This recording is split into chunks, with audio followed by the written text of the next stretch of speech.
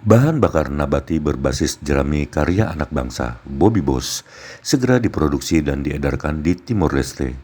Produk energi terbarukan yang berada di bawah naungan PT Inti Sinergi Formula itu mendapat dukungan penuh pemerintah Timor Leste, termasuk penyediaan lahan seluas 25.000 hektar untuk pengembangan bahan baku dan fasilitas produksi. Pembina Bobby Boss, Mulyadi, mengatakan kerjasama tersebut terjalin setelah Bobby Boss menghadapi keterbatasan regulasi di dalam negeri. Hingga kini, pemerintah Indonesia belum memasukkan jerami sebagai sumber bioenergi resmi dalam agenda transisi energi nasional. Hal ini dikatakan Mulyadi di Bumi Sultan Jonggol, Jawa Barat pada Jumat 26 Desember 2025. Terus yang kedua, ini kan sudah viral sejak peluncuran bulan lalu ya, November. Apakah Pak Presiden sudah mengetahui tentang ini dan seperti apa sih komunikasi dari Pak Mulyadi sebagai kader Gerindra dengan Pak Presiden Prabowo?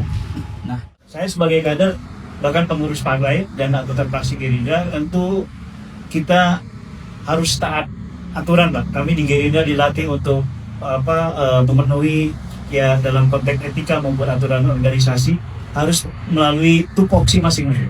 Jadi dalam konteks partai saya sudah lapor dulu ke pimpinan partai, walaupun saya ketua, ada wakil ketua umum, ada dewan pembina, wakil ketua dewan pembina, kami lapor dulu, Pak, gitu, secara flowchart koordinasinya, gitu kan, itu sudah sampaikan. Kemudian dalam konteks legislasi, kami sudah ketemu Ketua Komisi 3, sudah sampaikan juga kepada Wakil Ketua DPR RI, Pak Dasko, Ketua MPR, kemudian juga kami sampaikan ke Wakil Ketua Komisi 12 yang terdiri dengan Menteri SDM.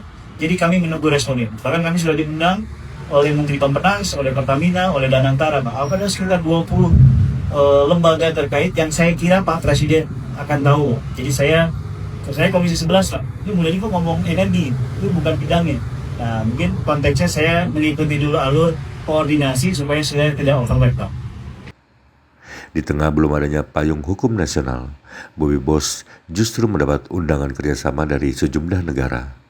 Timor Leste menjadi negara pertama yang menindaklanjuti secara konkret. Manajemen Bobby Boss diterima secara resmi oleh pemerintah Timor Leste, kalangan pengusaha, serta kamar dagang setempat.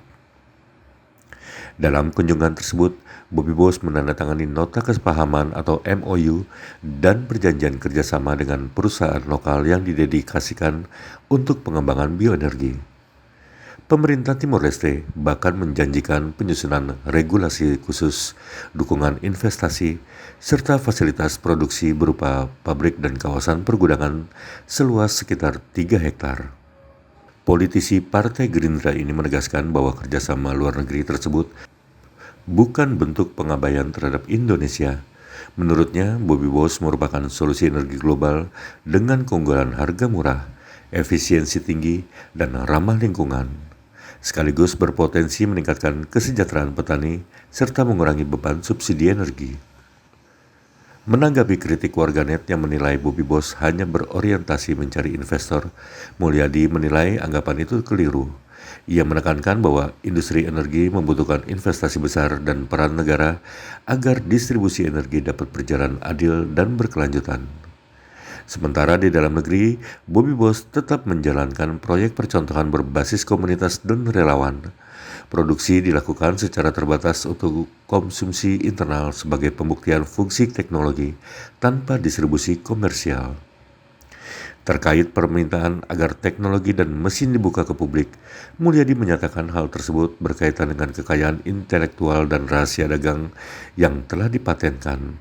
Meski demikian, Bobby Boss berencana mengundang media untuk menyaksikan langsung proses produksi di lokasi proyek percontohan tanpa dokumentasi visual. Ia juga membantah anggapan yang menyamakan teknologi Bobby Boss dengan konsep Blue Energy. Menurutnya, seluruh proses dapat diuji secara ilmiah dan tidak mempertaruhkan reputasi pribadi maupun simbol negara yang melekat pada dirinya sebagai pejabat dan pengurus partai politik. Namun demikian, Bobby Bos menegaskan akan tetap menghormati kebijakan pemerintah Indonesia yang saat ini hanya menetapkan sawit, aren, dan tebu sebagai sumber bioenergi, sambil menunggu adanya regulasi yang memungkinkan pemanfaatan jerami sebagai bahan baku energi terbarukan.